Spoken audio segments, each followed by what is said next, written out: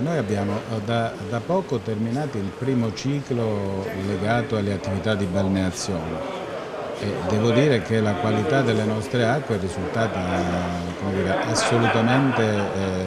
balneabile, nel senso che ad eccezione di alcuni punti, in alcuni luoghi ben specifici, dove poi i sindaci sono stati anche chiamati ad emettere le ordinanze di inibizione,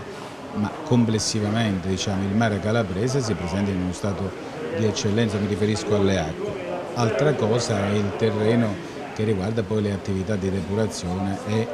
cominciano ad affiorare come ogni anno in molte parti purtroppo della nostra regione alcune difficoltà. L'ARPACAL ovviamente ha un'attività di controllo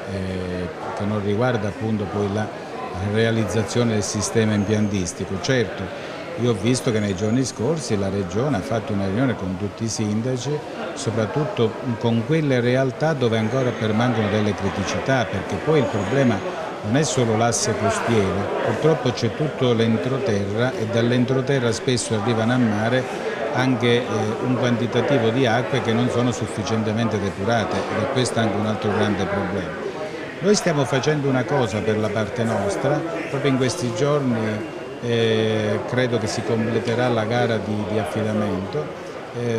Una buona parte dei depuratori dell'asse costiero saranno costantemente monitorati con dei campionatori automatici, nel senso che noi verificheremo direttamente H24 il reale funzionamento degli impianti di depurazione. Questo aiuterebbe molto i comuni in primis, ma anche la Regione a poter eventualmente intervenire o direttamente o attraverso le società di gestione. Ovviamente lo sforzo va fatto, questo della depurazione è una delle grandi piaghe di questa nostra regione e chi ha la responsabilità di doverlo fare deve intervenire per completare questo sistema, perché ripeto, in periodi di lockdown oppure come è successo adesso, noi abbiamo fatto il piano delle attività di balneazione nel mese di aprile, nel mese di maggio e le stiamo